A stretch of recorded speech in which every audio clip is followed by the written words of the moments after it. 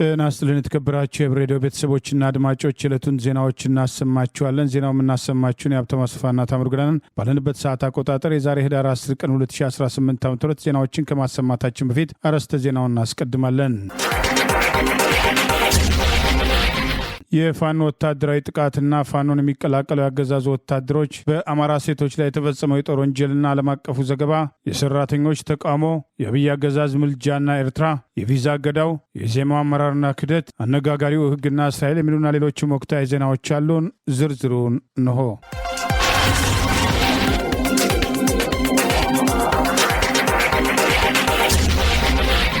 በአማራ ህዝብ ላይ በጠላት ስምሪት የተሰጣቸው 3 የአድማ ብተና አባላት የውባንተ ክፍለ ጦር በመቄት እስከ ሙሉ ትጥቃቸው መቀላቀላቸውን የአማራ ፋኖ ብሔራዊ ኃይል ምስራቅ አማራ ቀጠና አስታወቀ። የአማራ ፋኖ ብሔራዊ ኃይል አፋባሃ ምስራቅ አማራ ቀጠና ምኒልክ ዕዝ ላስታ አሳምነው ኮር የሜጀር ጀነራል ውባንተ አባተ ክፍለ ጦር በመቄት በስቦ ማስገዳት ስልት በርካታ የሚሊሻና አድማ ብተና አባላትን ከአፓርታይዱ አብይ አህመድ አገዛዝ ገለል በማድረግ አኩሪ ተግባር እየፈጸመ እንደሚገኝ አስታውቋል።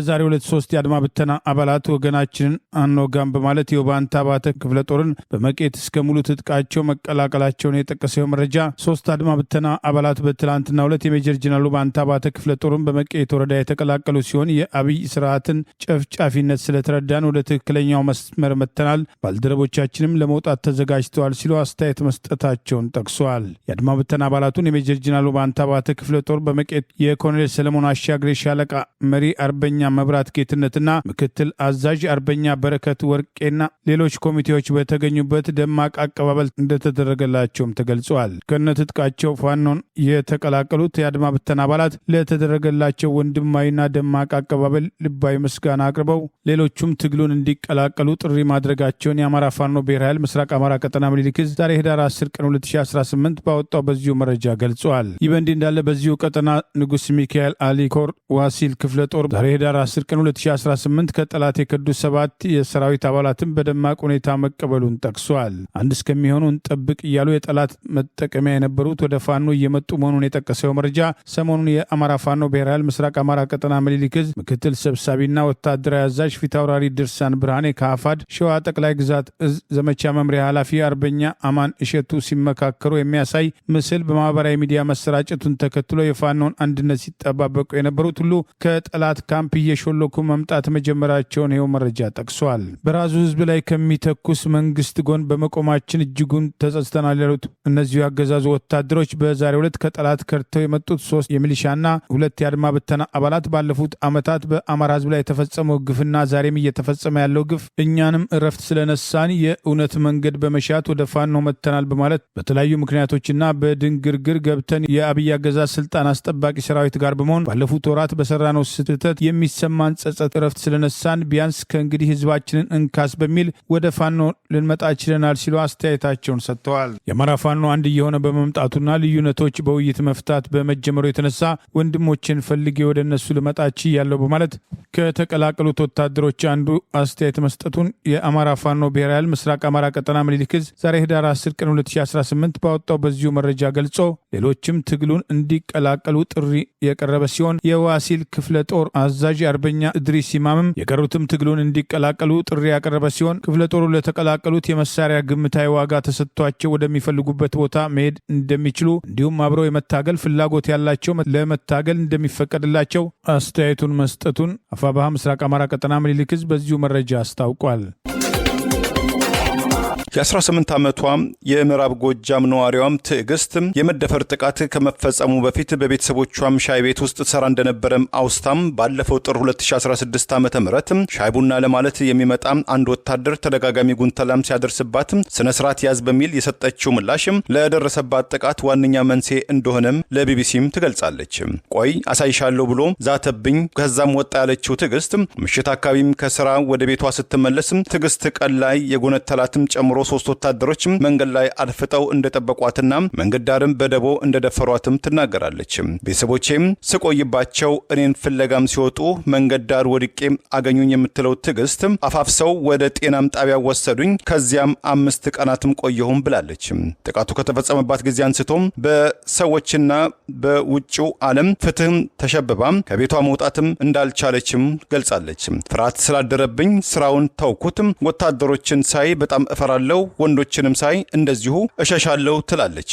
ጥቃት ከደረሰባትም ከዓመትም በኋላ በደረሰባት አካላዊና ስነ ልቦናዊ ጉዳት የተነሳም ተስፋ በመቁረጥም ስሜት የተዋጠችው ትዕግስትም ራሷን ለማጥፋት ብትሞክርም ቤተሰቦቿም በጊዜ ደርሰው እንዳተረፏትም ገልጻም ከዚህ ጊዜ በኋላም ትዕግስት በተደጋጋሚ ራሷን ለማጥፋትም አሰባም እንደነበረም ሳትደብቅም ነገር ግን ለቤተሰቦቿ ራሷን ለማጥፋት በድጋሚ እንደማትሞክር ቃል መግባቷን ለቢቢሲ ዘጋቢ ገልጻለች። ቢቢሲ ናይሮቢ በሚገኙት ተባባሪዎቹ አማካኝነት አጠናከርኩት ባለው ዘገባም 4 በመቶ ከሆነው የአማራ ክልል 43 የጤና ጣቢያዎችና የሕክምና ምንጮች መረጃም በማሰባሰብ በእነዚህ ተቋማትም ካለፈው ሐምሌ 18 2015 ዓ.ም እስከ ግንቦት 20 2017 ዓ.ም ድረስም 2697 ሰዎች የአስገድዶ መድፈር ጥቃት እንደደረሰባቸው ሪፖርት መደረጉን ገልጾም ከነዚህ ውስጥም 45 በመቶ የሚሆኑት ከ18 ዓመት በታች የሆኑ ታዳጊዎች መሆናቸውን ተገልጿል። ከተጎጆች ውስጥም ከግማሽ በላይ የሚሆኑት በደረሰባቸው ጥቃት በአባላዘር በሽታም ሲያዙ፣ በርካታዎች ደግሞ ለእርግዝናና ለከባድም የስነ ልቦና ቀውስ መዳረጋቸውን ገልጸዋል። አብዛኞቹ የአስገድዶ መድፈር ጥቃቶች መከላከያ ሰራዊቱ ካምፕ በቆረቆረባቸውና በሚቆጣጠረባቸው ከተሞች አካባቢ የተፈጸሙ ቢሆኑም ባለሙያዎችም የከተማ ነዋሪዎችም የተሻለ ግንዛቤና የጤና አገልግሎትን ስለሚያገኙ ጥቃቶችን ሪፖርት የማድረግ አዝማሚያቸው ከፍ ያለ ነውም ብለዋል። ቢቢሲ የመከላከያ ሰራዊትንና የክልሉን ከፍተኛ ባለስልጣናትን ምላሽ ለማግኘት ያደረገው ጥረት አለመሳካቱን ገልጾ የአማራ ፋኖ በጎጃም ምክትል ሰብሳቢና የፖለቲካ ጉዳዮች ኃላፊ የሆኑትም አቶ አስረስም ማሬ ተዋጊዎቻቸው የአስገድዶ መድፈር ጥቃቶችን ስለመፈጸማቸው እውቅና እንደሌላቸውና የቀረበባቸው ክስም እንደሌለ መናገራቸውን በዘገባው ላይ አካቷል። የሻለቃ አመራርን ጨምሮ 12 የጠላት ኃይል በጊዮን ሻለቃ መደምሰሱ ተገለጸ። የአማራ ፋኖ ብሔራዊ ኃይል አፋብኃ ምዕራብ አማራ ቀጠና ቴዎድሮስ ዕዝ 105ኛ ኮር 44ኛ ክፍለ ጦር ጊዮን ሻለቃ አባግስ ላይ ከትላንት ህዳር 9 ቀን 2018 ጀምሮ እስከ ዛሬ ህዳር 10 ቀን 2018 ከቀኑ 8 ሰዓት ድረስ ከጠላት ጋር በነበረ እልህ አስጨራሽ ውጊያ አንድ የሻለቃ አመራር የአብይ አገዛዝ ስልጣን አስጠባቂ የበታች መኮንን ከ11 ግብረ አበሮቹ ጋር መደምሰሳቸው ተገለጸ። በዚያ ወደ ውጊያው 3 ጥቁር ክላሽ ከ440 ተተኳሽ በላይ በጊዮን ሻለቃ መማረኩም ተገልጿል። ይህ በእንዲህ እንዳለ በዚሁ ቀጠና ተስፋ የቆረጠው አገዛዝ አርሶ አደሮችን ማፈኑን ዛሬ የወጣው መረጃ ይገልጻል። ቴዎድሮስ ዕዝ 201ኛ ኮር ህዝብ ግንኙነት ይፋ እንዳደረገው በዛሬው ዕለት ዛሬ ህዳር 10 ቀን 2018 ዓ.ም ያገዛዙ ስልጣን አስጠባቂ ሰራዊት በእነማይ ወረዳ 2 አምባ ዲቢሳ ቀበሌ ነዋሪዎች ሰላማዊ አርሶ አደሮችን አግቶ መውሰዱ ተገልጿል። ከተወሰዱት አርሶ አደሮች ውስጥ ጌትነት እውነቱ፣ ወንድምነህ አለሙ፣ ጊዜ ሸጋው፣ ማሞ አባትነህ ጅጌ ካሳን ጨምሮ 12 አርሶ አደሮች በአገዛዙ ስልጣን አስጠባቂ ወታደሮች ታፍነው መወሰዳቸውን በአሁኑ ወቅት ዲቢሳ ቀበሌ ያላንዳች ጥፋት ታስረው እንደሚገኙ የቴዎድሮስ ዕዝ 201ኛ ኮር ህዝብ ግንኙነት ዛሬ ህዳር 10 ቀን 2018 ባወጣው በዚሁ መረጃ ገልጿል። ይህ በእንዲህ እንዳለ የአማራ ፋኖ ብሔራዊ ኃይል ሰሜን አማራ ቀጠና በላይ ዘለቀ ዕዝ ራስ አሞራው ውብነህ 3ኛ ኮር በጠላት ላይ ድንገተኛ ጥቃት ሰንዝሮ ድል መቀዳጀቱን ዛሬ ባወጣው ተጨማሪ መረጃ ገልጿል። የአፋብኃ በላይ ዘለቀ ዕዝ ራስ አሞራው ውብነህ 3ኛ ኮር በሚያስተዳድረው ቀጠና ጠላት በብዙ አቅጣጫ የተንቀሳቀሰ ቢሆንም የራስ አሞራው ውብነህ 3ኛ ኮር ስቦ በማስገባት በቆረጣ ተከታታይ ጥቃት ሲያደርስበት የነበረው የጠላት ኃይል ራሱን መልሶ በማደራጀት ትላንት ዳር 9 ቀን 2018 ከዳባት ወደ አጅሬ ከአጅሬ ወደ ዳባት በሚወስደው መንገድ የዳባትና አጅሬ ጠላት ታች አርቡር ቀበሌ ላይ አመራር ተቀብሎ የዳባቱን ወደ ዳባት የአጅሬን ወደ አጅሬ ሲመለስ የራስ አሞራው ውብነህ 3ኛ ኮር በሰነዘረ ድንገተኛ ጥቃት ጠላት ያላሰበው ሰብአዊና ቁሳዊ ኪሳራ ማስተናገዱ ተገልጿል። በሁለት የተለያዩ ግንባሮች የተሰነዘረውን የደፈጣ ጥቃት ተከትሎ በሲኖና በኦራል ወታደራዊ ተሽከርካሪዎች ተጭኖ የነበረው አረመኔ ስልጣን አስጠባቂ ሰራዊት በቦምብ የተሰነዘረበትን ጥቃት ተከትሎ በሲኖ ትራክ የነበረው የጠላት ኃይል ሙሉ ለሙሉ ሲደመሰስ በኦራል ወታደራዊ ተሽከርካሪ የነበሩት ከነመኪናቸው ከጥቅም ውጭ ሆነው ኦራሏም ከደረሰባት ከባድ ጉዳት የተነሳ ከአገልግሎት ውጭ መሆኑን ጠላት ተጨማሪ ኃይል አምጥቶ ከአካባቢው እስከ መጎተት መድረሱም ተገልጿል። በዚህ ጥቃት ከ30 በላይ አገዛዙ ስልጣን አስጠባቂ ወታደሮች ሲደመሰሱ ከ20 በላይ ከባድ የመቁሰል አደጋ የደረሰባቸው ሲሆን ፋኖን አፍናለሁ ብሎ የተንቀሳቀሰው ኃይል የፋኖን ጥቃት መቋቋም አቅቶት የተረፈ ኃይሉን ይዞ ወደ ዳባት ለመፈርጠጥ መገደዱን አፋብኃ ሰሜን አማራ ቀጠና በላይ ዘለቀ እዝ ዛሬ ህዳር 10 ቀን 2018 ይፋ ባደረገው መረጃ ገልጿል። የኢትዮጵያ ትምህርት ሚኒስቴር በትምህርት ተቋማትና አካባቢዎችም የትምህርት አዋኪ ጉዳዮችን ለመከላከልና ለመቆጣጠር ያለመ ያለው አዲስ የሚኒስትሮች ምክር ቤት ረቂቅ ደንብ ማውጣቱን አስታወቀ። የትምህርት አዋኪ ድርጊቶችን የሚፈጽሙ ግለሰቦችና ተቋማትም እስከ 150 ሺህ ብር ቅጣትን በአዲሱ ደንብ ይጠብቃቸዋልም ተብሏል። ከኢትዮጵያ ወግና ልማድ ጋር ይቃረናሉ ተብለው የተለያዩ የውጭ ባህላዊ ልምዶችን ጨምሮ እየጨመረ የመጣውን አዋኪ ጉዳዮችን ለመግታት ያለመ መሆኑ የተገለጸው ይህ ረቂቅ ሕግ የደንቡ ዋና ዓላማ በትምህርት ቤቶችና አካባቢ የሚያስተውሉ አዋኪ ጉዳዮችን በመከላከል ሁለንተናዊ ስብዕና የተሟላ በመልካም ስነ ምግባር የታነጸ ግብረ ገብነትን የተላበሰ ብቁ ትውልድ እንዲፈጠር ያስችላልም ተብሏል። ደንቡ የኢትዮጵያን ባህልና ወግ የሚቃረኑ ያላቸውን በግልጽ የተዘረዘሩ አሉታዊ መጤ ድርጊቶችንና ክብረ በዓላትን በትምህርት ቤት አካባቢ መፈጸም ሙሉ በሙሉ የከለከለም ሲሆን የኢትዮጵያን ባህልና ወግም ይቃረናሉ ከተባሉት ድርጊቶች መካከል ክሬዚ ዴይ፣ ጀንትል ዴይ፣ ኦልድስ ዴይ፣ ቫላንታይን ዴይ ወይም የፍቅረኞች ቀን፣ ከለር ዴይ፣ ቢጃማ ዴይ የሚሉት ይገኙበታል። ይህ ረቂቅ ደንብ ከባህላዊ ልምዶች በተጨማሪ የተማሪዎችን የትምህርትና ሁለንተናዊ እድገት ላይ አሉታዊ ተጽዕኖ የሚያሳድሩ የተለያዩ እንቅስቃሴዎችና የንግድ ተቋማትን የሚከላከል ሲሆን እንደ ቱምባሆ፣ ሺሻም፣ ጫት፣ አልኮል፣ የናርኮቲክና ሳይኮትራፒክ ዙሪያም ያላቸውን አደገኛ ህገወጥ መድኃኒቶችና ሱስ አስያዥ እጾችን በትምህርት ቤቶችና አካባቢ መገኘት፣ መጠቀም፣ መሸጥም፣ ማብቀል፣ ማምረት ወይም መለዋወጥ የተከለከለ መሆኑን በረቂቁ ህግ ወጥቷል። የአልኮል መሸጫና ማከፋፈያ ቤቶችም፣ የሲጋራ መሸጫ ሱቆችም፣ ሺሻ ቤቶች፣ ጫት መሸጫ መቃሚያ ቤቶችም፣ ጭፈራ ቤቶች፣ ቁማር ቤቶችም፣ የእንግዳ ማረፊያ ቤቶችና የሰውነትም መታሻ ወይም ማሳጅ ቤቶችም በአዲሱ ደንብ ማዕቀብ የተጣለባቸው መሆኑን ታውቋል። እንዲሁም ፊልም ማጫወቻ ቤቶችም፣ ፕሌይ ስቴሽን ቤቶችም፣ ዲኤስቲቪ ቤቶችም፣ ከረምቡላም፣ ጆተኒ፣ ቢንጎና የስፖርት ቁማር መጫወቻ ቤቶችም እገዳ ከተጣለባቸው ድርጊቶች መካከል መሆናቸው ታውቋል። በሌላ በኩል በመማር ማስተማሩ ላይ ተጽዕኖ የሚያደርጉ ድምጽ፣ ጫጫታ፣ መጥፎ ጠረን የሚያመጡ ነገሮች፣ ድረቅ ቆሻሻ መጣል ተግባራትም እንደዚሁም ወፍጮ ቤቶች፣ ብረታ ብረት ብየዳ ቤቶች፣ እንጨት መሰንጠቂያ ቤቶችና ጋራዦችም፣ አውቶቡስ ፌርማታዎችም የተከለከሉ መሆናቸውም ታውቋል። ደንቡን አፈጻጸም በበላይነት የሚከታተል የሚያስተባብር በፌዴራል ደረጃ የሚቋቋም ግብረ ኃይል መቋቋሙን የተገለጸ ሲሆን የግብረ ኃይሉ ሰብሳቢ ምክትል ጠቅላይ ሚኒስትር ሲሆን ምክትል ሰብሳቢውም የትምህርት ሚኒስትር እንደሆኑ ታውቋል። አባላትም የንግድ፣ ፍትህ፣ ጤና፣ ሰላምና ሌሎች ሚኒስትሮች እንዲሁም የፌዴራል ፖሊስ ኮሚሽን፣ የመምህራን ማህበራትና የተማሪዎች ወላጆችም ህብረትም በፕሬዝዳንቶችም እንደሚገኙበት ታውቋል። በተመሳሳይ የማንኛውም አይነት ቁማር ቤቶች የከፈተ 150 ሺህ ብር ቅጣት እንደሚጠብቀው የተገለጸ ሲሆን የሚኒስቴሩ መስሪያ ቤትም የትምህርት አዋኪ ጉዳዮችን ለሚፈጽሙ ንብረቶቻቸውን የሚያከራዩ 30 ሺህ ብር ተቀጥተው የአከራይ ተከራይ ውላቸው እንደሚሰርዝም አስጠንቅቋል።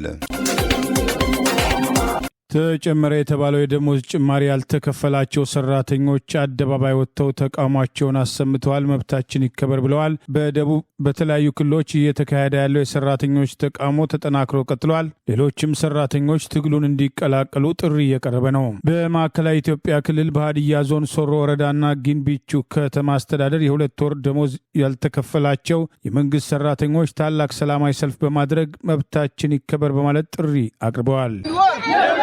ደሞዝ ይከፈል፣ ደሞዝ ይከፈል፣ ላባችን ይከፈል፣ ላባችን ይከፈል፣ ላባችን ይከፈል፣ ቼክ ይቁም፣ ቼክ ይቁም፣ ቼክ። በሀዲያ ዞን የደሞዝ ጉዳይ የቀሰቀሰው ይህ ህዝባዊ ተቃውሞ አመራሮቹ ለስልጠና በሚል ለእያንዳንዳቸው 20 ሺህ ብር የተከፈላቸው መሆኑን ሰራተኛው የሚበላው ባጣበት ሁኔታ ውስጥ ደሞዝ ያልተከፈላቸው ሰራተኞች ቁጣቸውን በከፍተኛ ደረጃ ገልጸው መብታችን ይከበር ሲሉ ድምጻቸውን አሰምተዋል። በሌሎች በደቡብ ኢትዮጵያ ክልል በአዲሱ ዓመት ደሞዝ ተጨምሯል የተባለ ቢሆንም የተጨምረውን ደሞዝ ማግኘት አለመቻላቸውና ጭማሪው ይከፈለን ያሉ ሰራተኞች በበኩላቸው ተፈራርመው ቅሬታቸውን እያቀረቡ ሲሆን የደሞዝ ጭማሪው ያልተከፈላቸው ሰራተኞች ተፈራርመው የስራ ማቆም አድማ ለማድረግ ስምምነት ላይ መድረሳቸውን ለባለስልጣናት አሳውቀዋል።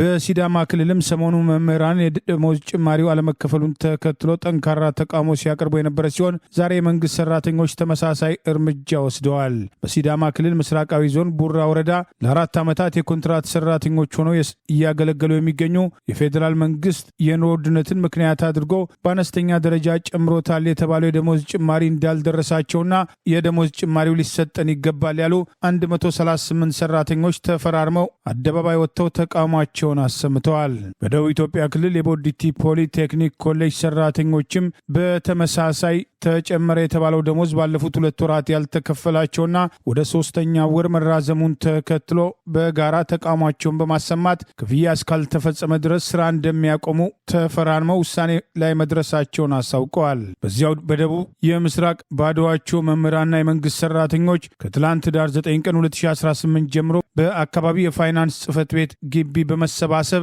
በጋራ ተቃውሟቸውን አቅርበዋል። በማዕከላዊ ኢትዮጵያ ክልል እየተፈጸመ ያለው ጭቆናና በደል ሊታወቅልን፣ የሁለት ወር የደሞዝ ጭማሪ አልደረሰንም፣ ሊከፈለን ይገባል። አገር አቀፍ ጭማሪው ለእኛ የሚለይበት የመንግስት አሰራር የለም። የትኛውም ክልል ፔሮል አስፈርሞ አልከፈለም፣ መክፈል ካለበት በባንክ እንጂ በፔሮል አይደለም በማለት ፔሮል አልደረሰም፣ የፔሮል ጉዳይ አልተሰራም በሚሉ የተለያዩ ምክንያቶች የደሞዝ ጭማሪ አለማግኘታቸውን ምክንያት በማድረግ ባለስልጣናት የሚሰጡትን የሐሰት መረጃ እንደማይቀበሉ በተቃውሞ ድምፃቸውን አሰምተዋል። የፌዴራሉ መንግስት ጨመርኩ ያለውን ደሞዝ ጭማሪ በተመለከተ ያልከፈሉ ክልሎች ችግርን በአስቸኳይ አይቶ የማይፈታ ከሆነ ወደ አገር አቀፍ የተጠናከረ ተቃውሞ ሊያድግ ይችላል። በደቡብ የተለያዩ አካባቢዎች የሚገኙ ክልል ሰራተኞችም ተቃውሟችን ይቀላቀል በማለት አንዳንዶቹ የተቃውሞ አስተባባሪዎች ከወዲሁ አስተያየት መስጠት ጀምረዋል። ደሞዝ ይከፈል፣ ደሞዝ ይከፈል፣ ላባችን ይከፈል፣ ላባችን ይከፈል፣ ላባችን ይከፈል። ቼክ ይቁም፣ ቼክ ይቁም፣ ቼክ ይቁም፣ ይቁም፣ ሌባ ይቁም፣ ይቁም፣ ደሞዝ ይከፈል፣ ደሞዝ ይከፈል፣ ደሞዝ ይከፈል፣ መብታችን ይከፈል፣ መብታችን ይከፈል፣ መብታችን ይከፈል፣ መብታችን ይከፈል፣ መብታችን ይከፈል፣ መብታችን ይከፈል። የውሸት ፔሮል ይቁም፣ የውሸት ፔሮል ይቁም፣ የውሸት ፔሮል ይቁም፣ የውሸት ፔሮል ይቁም፣ የውሸት ፔሮል ይቁም፣ መብታችን ይከፈል፣ መብታችን ይከፈል፣ ይከፈል፣ ይከፈል። በባሌም በቦሌም ብለን አሰብን እናስመልሳለን የሚለውን ፉከራ ለጊዜው ተወት ያደረገው አገዛዝ ለንግግር ዝግጁ ነኝ ማለቱ መነጋገሪያ ሆኗል። ከኤርትራ ጋር ያለው ዲፕሎማሲያዊ መቃቃር እየተካረረ እንዲሄድ ምክንያት የሆነ አብይ አህመድ አገዛዝ አሰብን በጉልበት እናስመልሳለን የሚለው ቅስቀሳ ተጠናክሮ የቀጠለበት የአገዛዙ ስልጣን አስጠባቂ ጦር ዋና ኤታ ማጆር ሹም የቀድሞ ምርኮኛ ፊልድ ማርሻል ብርሃኑ ጁላ በባሌም በቦሌም ብለን አሰብን እናስመልሳለን የሚል ፉከራ በአደባባይ አሰምቶ የነበረ ቢሆንም አሰብን እንቆጣጠራለን የሚለው አብይ አገዛዝ ዲፕሎማሲ እየተቀየረ መምጣቱን ዛሬ በቻይና የኢትዮጵያ ኤምባሲ በማህበራዊ ገጹ ላይ የኢትዮጵያ መንግስት ለድርድር ዝግጁ ነው፣ የኤርትራ መንግስት ተንኳሽ ድርጊቱን እንዲያቆም ለዓለም አቀፉ ማህበረሰብ ጥሪ እናቀርባለን በሚል ጤናማ ውይይት ለማድረግ ተዘጋጅተናል ሲል አስታውቋል። አስቀድሞም የአብይ አገዛዝ በአማራ ህዝብ ላይ የከፈተውን ጦርነት ተከትሎ በፋኖ የደረሰበት ያለውን ወታደራዊ ኪሳራ አሰብን እናስመልሳለን በሚል ሽፋን የፋኖን ጠመንጃ ለማስወረድ የአማራ ህዝብን ከፋፍሎ በወደብ አጀንዳ ለመያዝና አማራን ትጥቅ ብቻ ሳይሆን ቀበቶ እናስፈታለን ያለውን ስትራቴጂ ለመፈጸም ያለመ ሲሆን፣ በሌላ በኩል ከኤርትራ ጋር በቀላል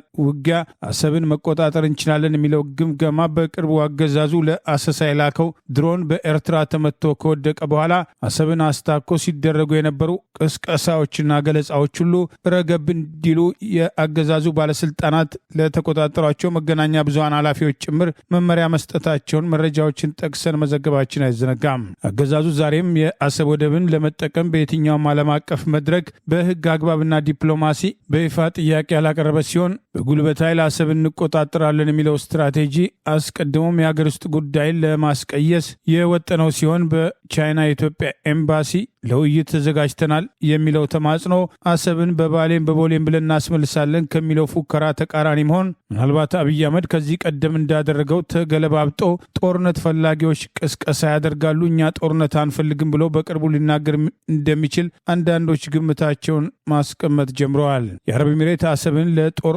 ሰፈርነት ከኤርትራ ጋር አስቀድሞ የነበራት ስምምነት ተቋርጦ ከኤርትራ ከወጣች በኋላ አብይ አህመድ በኢትዮጵያን ደም አሰብን በኃይል ተቆጣጥሮ ለአረብ ኤሚሬት ወታደራዊ ይዞታነት ለማዋል የተሰጠውን ተልዕኮ ለመፈጸም እየተንቀሳቀሰ መሆኑ በወቀሳ ሲነሳ የቆየ ሲሆን አረብ ኤሚሬት አብይ አህመድን ከፊት በማስቀደም በጦር መሳሪያና በገንዘብ በመደገፍ በሀገር ውስጥ የእርስ በርስ ጦርነት ድሮን ጭምር በማስታጠቅ ከፍተኛ ሚና በመጫወት የሱዳን ህዝብ የእርስ በርስ ጦርነትም የአፈንጋጩን ጀነራል ሐምዲ ደጋሎን በመደገፍ በማስታጠቅ ከ10 ሚሊዮን በላይ ለሚሆኑ ሱዳናውያን ስደት ምክንያት የሆነች ሲሆን ከዚህ አልፎ በኢትዮጵያ ውስጥም ቤንሻንጉል ክልል ተጨማሪ ወታደራዊ ሰፈር ለመመስረትና በዚህ ወታደራዊ ካምፕ ውስጥም የጀነራል ሐምዲ ደጋሎ የሱዳን መንግስትን የሚወጉ ወታደሮችን ከማሰልጠን አልፎ ለአረብ ኤሚሬት በቅጥረኝነት የሚያገለግሉ ወታደሮችም ይሰለጥኑበታል የተባለ ቦታ በአብይ አገዛዝ ስልጣን አስጠባቂ ጦር የመከላከያ ደህንነት ኃላፊ የኦሮሞ ብሔር ተወላጁ ጌታቸው ጉዲና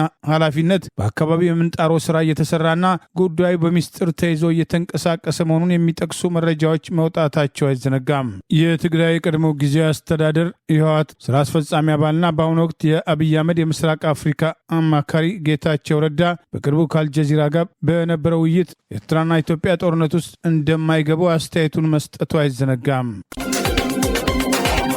በእንግሊዝ ውስጥ ቀኝ ዘመምናም ጸረ ስደተኛ አቋም የሚያራምድ መሆኑ የሚነገርለትም የሪፎርም ዩኬ ፓርቲ ሊቀመንበሩ ናይጀል ፋራጅ በቀጣዩ ዓመት በወርሃ ግንቦት 2026 የአውሮፓ አቆጣጠር ይካሄዳል ተብሎ በሚጠበቀው የእንግሊዝ ምርጫ ስልጣን ቢይዙ አስተዳደራቸው በኤርትራና በናይጄሪያ መንግስታት ላይ የቪዛ እገዳ እንደሚጥል ሀሳብ አቀረቡ። የተቀናቃኛቸው የገዢው የሌበር ፓርቲ የአገር ውስጥ ጉዳይ ሚኒስትር ሻባና መሐመድ ባለፈው ሰኞ ያቀረቡትን አዲሱ የስደተኛ ፖሊሲን ክለሳን ናይጀል ፋራጅ ምንም እንኳን ሲንጓተት የመጣም ረቂቅ ህግ ቢሆንም ትርጉም ያለውና የሁሉንም ቀልብ ከሚስቡ ረቂቅ ህጎች መካከል አንዱ ነው በማለትም አወድሰውታል።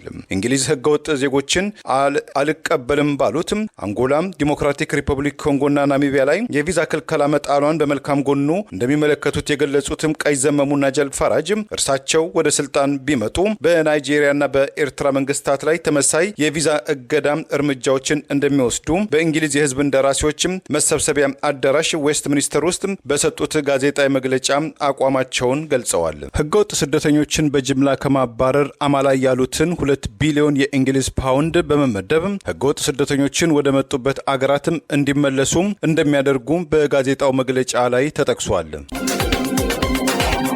የዩኒቨርሲቲ ተማሪዎች ተቃውሞ አድማሱን እያሰፋ ነው። በአማራ ክልል ደብረ ታቦር ዩኒቨርሲቲ ተማሪዎችም ድምፃቸውን በተቃውሞ አሰምተዋል። ያገዛዙ ባለስልጣናት የተምታቱ መረጃዎችን በመስጠት የተማሪዎቹን ተቃውሞ ለማለዘብ እየተንቀሳቀሱ መሆኑ ተገልጿል። በኢትዮጵያ የተለያዩ አካባቢዎች የዩኒቨርሲቲ ተማሪዎች ያገዛዙ ጉዳይ አስፈጻሚ ሆነው ትምህርት ሚኒስቴር ከቀጣዩ ዓመት ጀምሮ ተጨማሪ 1 ዓመት የ3ኛ ዓመት የዩኒቨርሲቲ ተማሪዎች ነጻ አገልግሎት ይሰጣሉ በሚል ሽፋን ያወጣውን መመሪያ በመቃወም ተቃውሟቸውን እያሰሙ ሲሆን የተቃውሞ እንቅስቃሴ ዛሬም ለ3ኛ ቀን ቀጥሏል። ወደ አማራ ክልል ጎንደር ደብረ ታቦር ከተማ የደብረ ታቦር ዩኒቨርሲቲ ተማሪዎች ድምፃቸውን በተቃውሞ አደባባይ ላይ አሰምተዋል። በሌሎች ዩኒቨርሲቲዎችም ተቃውሞ የቀጠለ ሲሆን አገዛዙ በኃይል ለማፈን የሚያደርገው እንቅስቃሴም ቀጥሏል። ትምህርት ሚኒስቴር በመመሪያ ያወጣውና የትምህርት ሚኒስትር ዶክተር ብርሃኑ ነጋ ሰሞኑን በፓርላማ ጭምር የተናገረውን ቃል ወደ ጎን በማድረግ አንዳንድ ዩኒቨርሲቲዎች ገና በመመሪያ ላይ ያለ ውሳኔ ያልተሰጠበት ጉዳይ ነው፣ ተማሪዎች ተረጋግታችሁ ትምህርታችሁን ተማሩ ማለት የተማሪዎቹን ተቃውሞ ለማለዘብ መንቀሳቀሳቸው ታውቋል። የነጻ አገልግሎት መስጠት ለሀገርም ሆነ ለሕዝብ ጠቃሚ ቢሆንም በኢትዮጵያ ባለው ተጨባጭ ሁኔታ ውስጥ ትምህርት ሚኒስቴር የትምህርት ስርዓቱን በማዛባት በተማሪዎችና ወላጆች ላይ ጫና በመፍጠር አገዛዙ ዩኒቨርሲቲዎች በቂ በጀት እንዳይኖራቸው በማድረግ ተገቢው ስልጠና በመስጠት 1 ዓመቱ ከትምህርት ሂደታቸው ጋር ታስቦ በሙያቸው ተሰማርተው ተጨማሪ ልምድ የሚቀስሙበት እንጂ የነጻ አገልግሎት ሰጣላችሁ በሚል በትኖ በእድሜያችን ላይ ተጨማሪ ዓመት በመጨመር እየተደረገ ያለው ጫና እንቀበልን በማለት ተቃውሟቸውን አሰምተዋል። የወልቂጤ ዩኒቨርሲቲ ዛሬ የትምህርት ሚኒስቴርን መመሪያ ወደ ጎን በማድረግ በሀገሪቱ የተከሰተውን የመምህራን እጥረት ለመቅረፍ ከትምህርት ሚኒስቴር የቀረበው የመፍትሄ ሀሳብ እና ገና ያልጸደቀና ተግባራዊ መደረግ ያልጀመረ ሀሳብ መሆኑን እንገልጻለን በማለት 1 ዓመት የነጻ አገልግሎት የተባለው በመምህራን እጥረት ሳቢያ የመጣ ችግር አድርጎ ለማቅረብ የሞከረ ሲሆን ከኢትዮጵያ ከከፍተኛ ትምህርት ተቋማት ተማሪዎች ህብረት ጽሕፈት ቤት ጋር በጋራ በመሆን እየተከታተልና የተማሪዎች ፍላጎት ያማከለ እንዲሆን እየሰራን መሆኑን ለመግለጽ እንወዳለን። ተረጋግታችሁ ተማሩ፣ ህገወጥ ሰልፍ አታድርጉ፣ ስብሰባዎችን ማድረግ በጥብቅ የተከለከለ ነው ማለት ተማሪዎች የተቃውሞ እንቅስቃሴያቸውን እንዲያቋርጡ ያወጣው ማስታወቂያ ትምህርት ሚኒስቴር ከሚከተለው ፖሊሲና በአደባባይ ከተነገረው ጋር የሚጣረስ በመሆኑ ተማሪዎቹ እንደማይቀበሉት በተቃውሞ ገልጸዋል።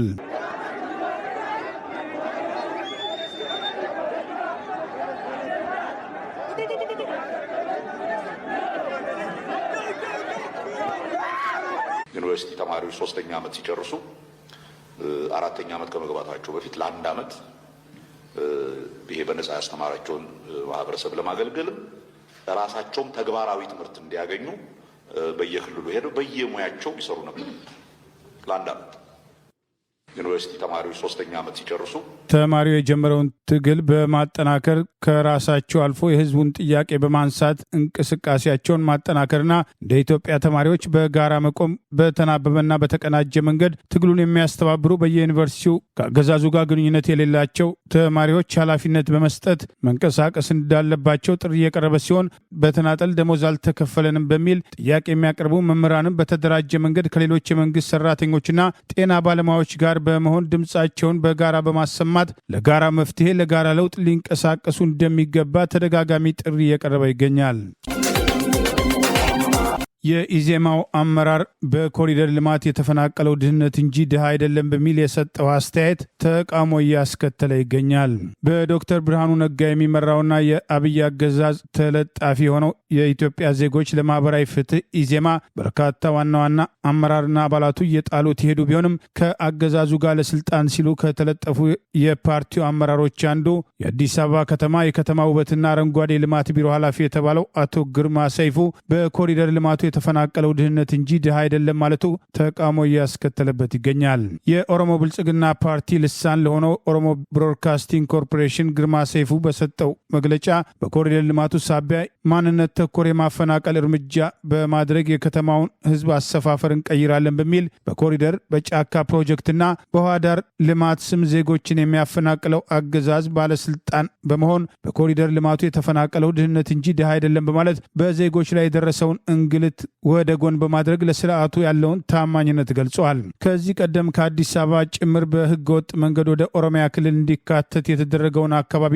ጨምሮ አቶ ሽመልስ አብዲሳ ባቋቋሙት ሸገር ከተማ ተመሳሳይ ድርጊት በማድረግ አቶ ግርማ ሰይፉ መጥቼበታለሁ የሚለውን የጉራጌ ብሔር ጨምሮ የአማራ ብሔር ተወላጆችና ሌሎችም ኢትዮጵያን ኦሮሞ አይደላችሁም በሚል ከቤት ንብረታቸው በህጋዊ መንገድ ከያዙት ካርታ ጭምር ቤታቸው እየፈረሰ ከተሳደዱ በኋላ የሸገር ከተማ ከንቲባ የተባለው በፊት ህገወጥ ድሃ ነበሩ፣ አሁን ህጋዊ ድሃ አድርገናቸዋል ብሎ የተሳለቀውን የሚያስታውሱ ወገኖች ግርማ ሰይፉን በተመሳሳይ በኮሪደር ልማቱ የተፈናቀለው ድህነት እንጂ ድሃ አይደለም በማለት ከአገዛዙ ሰዎች በላይ ለስርዓቱ ተቆርቋሪ በመሆን ህዝብን ብቻ ሳይሆን ራሱን ጭምር በመካድ ታዛዥና ታማኝነቱን ለማረጋገጥ የሰጠው አስተያየት ህዝብን የሚያበሳጭ ሳይሆን ፓርቲውና የፓርቲው አመራሮች ምን ያህል ከሃዲዎች መሆናቸውን በተግባራቸው በየጊዜው እያሳዩ መሆኑን በወቀሳ እየተነሳ ይገኛል። ከዚህ ቀደም በጅማ በተደረገ ምስጢራዊ ስብሰባ ከዚህ ቀደም የኦሮሚያ ክልል ፕሬዚዳንት የነበሩ አባዱላ ገመዳን ጨምሮ የኢትዮጵያ ብሔራዊ ባንክ ቦርድ ከፍተኛ አመራር የሆነው የአሁኑ ኦሮሞ ብልጽግና ፓርቲ ቀደም ሲል የኦህዴድ ከፍተኛ አመራሮች አንዱ የነበረው አምባሳደር ግርማ ብሩን ጨምሮ በሚስጥር በነበረው ስብሰባ ላይ አማራን ለማፈናቀል ኮሪደር ልማት እንደ ዋና ስትራቴጂ የተጠቀሙበትና ስኬታማ መሆኑን በማንሳት በኢኮኖሚውም ዘርፍ በግብርና በተለያዩ ጫናዎች በርካታ ዜጎችን ከጨዋታ ውጭ በማድረግ አዳዲስ ስርዓቱ የፈጠራቸው ኢኮኖሚ ባለሀብቶችን ለመፍጠር በባንክ ብድር በማመቻቸት ሌሎችን በግብርና በተለያዩ ጫናዎች በማሳደድ ስኬታማ ስራ ለመስራት ተጨማሪ እቅድ ማውጣታቸው በጊዜው ሾልኮ የወጣውን መረጃ መሰረት አድርጎ መነጋገሪያ ሆኖ እንደነበር አይዘነጋም። የኮሪደር ልማቱ ህግና ስርዓት መሰረት ያላደረገ ዜጎችን የማፈናቀል መድረሻ የማሳጣት እርምጃና በዚህም ሳቢያ ዜጎች ሜዳ ላይ መውደቅ መውደቃቸውን የአሜሪካ መንግስት ያደረገውን ጥናት መሰረት አድርጎ በቅርቡ ሪፖርት ማውጣቱ አይዘነጋም። ዶክተር ብርሃኑ ነጋ የሚመራው የኢትዮጵያ ዜጎች ለማህበራዊ ፍትህ ኢዜማ ከብልጽግና በላይ ብልጽግና በመሆን የስርዓቱ አደግዳጊ በመሆን በህዝቡ ሞራል ላይ ለመሳለቅ ሞክሯል በማለት አቶ ግርማ ሰይፉ በኮሪደር ልማቱ የተፈናቀለው ድህነት እንጂ ድሃ አይደለም በሚል እስካሁን የተሰራው አነስተኛ ነው፣ ገና ወደፊት አጠናክረን እንቀጥላለን ያለበት እርምጃና አስተያየት ወቀሳ እያስከተለበት ይገኛል። አቶ ግርማ ሰይፉ ዛሬ ቃለመጠይቅ ለሰጠው ኦሮሞ ብሮድካስቲንግ ኮርፖሬሽን የኦሮሞ ብልጽግና ፓርቲ ልሳን አብይ አህመድ ስልጣን ላይ በወጣ ማግስት የኢዜማው ሊቀመንበር ዶክተር ብርሃኑ ነጋ አብይና ለማን አምናቸዋለሁ ያሻግሩናል በማለት በጊዜው የነበረውን የባልደራስ የሲቪል እንቅስቃሴ በመቃወም ላገዛዙ ታማኝ ለመሆን ሰጥቶት የነበረው ቃለመጠይቅ ሰፊ ወቀሳ ሲያስከትልበት የነበረ ሲሆን የትምህርት ሚኒስቴር ሆኖ ከተሾመም በኋላ ትውልዱን በመግደል ለአገዛዙ ጦርነት ማገዶ ለማድረግ የድሃ ልጆችን በገፍ ከ12ኛ ክፍል ብሔራዊ ፈተና እንዲወድቁ በማድረግ በትውልዱ ላይ ወንጀል እየፈጸመ ይገኛል የሚሉ ተቃውሞዎች ሰሞኑን ጭምር ተጠናክረው መቀጠላቸው አይዘነጋም። ዶክተር አብይም ሆነ አቶ ታከልም ሆነ አቶ ለማ አሻጋሪዎቻችን ናቸው። ባላደራ ምናምን የሚባለው ነገር ለኔ ትክክል አይመስለኝም። አቶ ታከለ ይሄንን የማሸጋገር ስራ በሚመለከት በትክክል ያልሰራው ነገር አለ ከተባለ ይሄን ነገር በትክክል አልሰራህም ብሎ ሂስ ማቅረብ ጥሩ ነው። እኔ አብይን ሙሉ በሙሉ አምነዋለሁ። ወደ እውነተኛ ዴሞክራሲያዊ ስርዓት መሄድ ይፈልጋል። የኢትዮጵያ የኢሚግሬሽንና የዜግነት አገልግሎትም ባለፉት 3 ወራትም በህገወጥ መንገድ ወደ ኢትዮጵያ ገብተዋል ያላቸውን ከ3000 በላይ የውጭ አገራትም ዜጎችን በቁጥጥር ስር ማድረጉን አስታወቀ። ከኢትዮጵያም በህገወጥ መንገድ በደላሎች ሊወጡ ነበር የተባሉ ከ10000 በላይ ሰዎችም መታሰራቸውን ተቋሙም ገለጸ። የተቋሙ ዋና ስራ አስኪያጅም ሰላማዊት ዳዊት የመስሪያ ቤታቸውን የ3 ወራትም የስራ ሪፖርት ለህዝብ ተወካዮች ምክር ቤት አባላት ይፋ ባደረጉበት ወቅት እንደገለጹት ባለፉት 3 ወራት በህገወጥ መንገድ ወደ ኢትዮጵያም ገብተዋል የተባሉ ከ3400 በላይ የውጭ አገራት ዜጎች በቁጥጥር ስር ውለዋል። በህገወጥ መንገድ የሚገቡና ለመውጣትም የሚጥሩ የውጭ አገር ዜጎች ቁጥር እየጨመረ መጥቷልም ብለዋል። በቁጥጥር ስር ውለዋል የተባሉትም የውጭ አገራት ዜጎች ወደ ኢትዮጵያ የገቡት ያለ ህጋዊ ቪዛ፣ ያለ ህጋዊ ጉዞ ሰነድ ወይም ከኢትዮጵያ የኢሚግሬሽን ህጎች ጋር የሚጣረሱ ያላቸውን ስራዎችን ለመስራትም ሲንቀሳቀሱ ነው ብለዋል። ከዚህ በተጨማሪ በኢትዮጵያ ውስጥ የመቆያ ጊዜያቸው ያለፈ ወይም ከኢትዮጵያ ህገወጥ መንገድ ለመውጣት ሲጥሩ ተገኝተዋል የተባሉ ከ1500 በላይ የውጭ ሀገራት ዜጎች በቁጥጥር ስር ውለው ለቅጣት መዳረጋቸውንም ኃላፊዋም ገልጸዋል። ከዚህ በተጨማሪ ከኢትዮጵያ በህገወጥ መንገድ በህገወጥ ደላሎችን ለመውጣት ሞክረዋል የተባሉ 10900 ኢትዮጵያን ባለፈው 3 ወራት በቁጥጥር ስር መዋላቸውን አክለዋል። አብዛኛው ገቢያችን እንደሚባለው ከፓስፖርትም ጥያቄዎችም ክፍያ አይደለም ያሉትም ዳይሬክተሯም በተቃራኒው ለውጪ አገራትም ከምንሰጠው የቪዛና ተመሳይ አገልግሎት ነውም ብለዋል።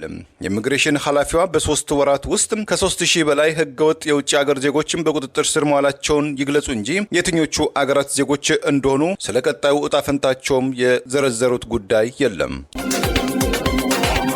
በእስራኤል ውስጥ አይሁዳንን የሚገድል ያለ አንዳችም ይግባኝ በ3 ወራት ውስጥ ተመሳይ እርምጃ ይፈጸምበታል የሚል አነጋጋሪ ረቂቅ ህግም ወጣ።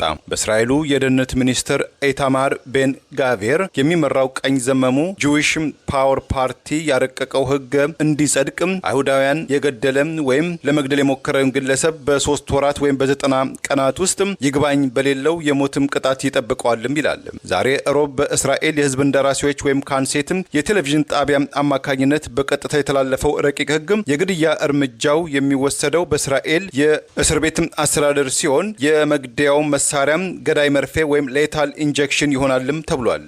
በብሔራዊ ደህንነቱ ሚኒስትሩ ቤን ጋቪር እና በተቃዋሚው ያሲን አቲድ ፓርቲ የህዝብ እንደራሴው ጋሊድ ካርቬር መካከል የተካረረ ክርክር እንደነበረ የታወቀ ሲሆን ጋሊድ ባሰሙትም ተቃውሞ አንድ መንግስት ብቀላ መንፈስም ሊመራም ይግባኝ የሌለው አኬድ ሊመራም አይገባም። ይህ ረቂቅ ህግ ጭንቀቱ ሳለ አይሁዳን ብቻም በመሆኑ ዘረኛ ረቂቅ ህግ ነው በማለትም ወርፈውታል። እንደ እስራኤሉ የአሆም ጋዜጣ ዘገባ ተቃዋሚው ካቪር ከእስራኤል የህዝብ እንደራሴዎች ስብሰባ መድረክም በኃይል እንዲወጡም ተደርጓልም ተብሏል። ጋዜጣው ሲያክልም የእስራኤሉ የሜዲካል ማህበር ባለሙያዎችም የእስራኤል ዶክተሮችም ለገዳይ መርፌ እጃቸውን እንደማይሰነዝሩም ገልጸዋል ቢልም ቤን ጋቪር በበኩላቸው እነዚህ ወገኖችም እኛ ገመድ እንድናንጠለጥል ወይም በገዳይ ጥይትም ወንጀለኞችን እንድንገድል የሚሹ ይመስለኛል። የእስራኤል ዶክተሮች የግድያ እርምጃውን ተግባራዊ ለማድረግ ድጋፋቸውን ይሰጣሉ ወይም ተስማምተዋልም ብለዋል። በመጀመሪያው የረቂቅ ህጉ የድምጽ ውሳኔ ከ120 የእስራኤል የህዝብ እንደራሴዎች መካከል 39 ያህሉ የሞት ብይኑን ሲደግፉ 16ቱም ተቃውሞታል። የእስራኤል መንግስትም ያረቀቀው አዲስም የሞት ፍርድ ህግ በእስራኤላውያን አረቦችም በተለይ በፍልስጤማውያን ላይ ያነጣጠረ ነው የሚሉ በርካታ ተቃውሞችም እየቀረቡበት መሆኑም ተመልክቷል። ታላቅ የንግስ በዓል ሰው ሁሉ እናታችን ጽዮን ይላል መዝሙር 87 ቁጥር 5። በጆርጂያ እና አካባቢው ሀገረ ስብከት በአትላንታ ማኅደረ ስብዓት ቅድስት ልደታ ማርያም መንበረ ጵጵስና ገዳም የህዳር ጽዮን ዓመታዊ ክብረ በዓል በታላቅ መንፈሳዊ ድምቀት ይከበራል። በዚህ የእመቤታችን ንግስ በዓል ላይ የሀገረ ስብከቱ ሊቀ ጳጳስ ብፁዕ አቡነ ያዕቆብ፣ ሊቃውንተ ቤተ ክርስቲያን፣ ተጋባዥ መምህራን፣ መዘምራን እንዲሁም በአትላንታና አካባቢው የሚኖሩ መላው ኦርቶዶክሳውያን በተገኙበት እሁድ ህዳር 21 ኖቬምበር 30 ታቦተ ሕጉ ከመንበሩ ወጥቶ ምዕመናንን ይባርካል።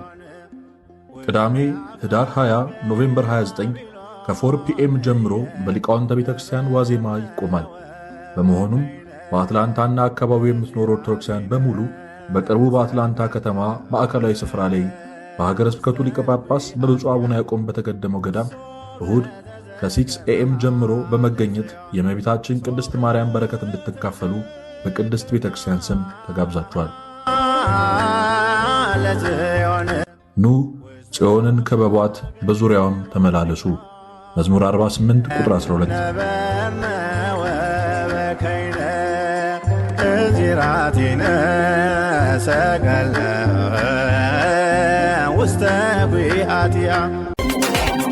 ለዛሬ ያሉን ዜናዎች እነዚህ ናቸው። ዜናውን ስታደምጡ ለቆያችሁ የህብር ሬዲዮ ቤተሰቦችና አድማጮች ምስጋናችን ድረሳችሁ። የህብር ሬዲዮ ኦፊሻል ዩቲዩብ ቻናላችንን ሰብስክራይብ ያላደረጋችሁ ሰብስክራይብ በማድረግ በተጨማሪም የደውል ምልክቱን በመጫን የህብር ሬዲዮ ቤተሰብ እንድትቀላቀሉ በአክብሮት እንጋብዛለን። እንደ ወትሮ ሁሉ የህብር ሬዲዮ ቤተሰቦች ፕሮግራሞቻችንን ላይክ በማድረግ ሼር በማድረግ አስተያየቶቻችሁን በመስጠት አብሮነታችሁን እንድትገልጹ በአክብሮት እንጠይቃለን። በድጋሚ እናመሰግናለን። ጤና ይስጥልን። ቸር እንቆይ።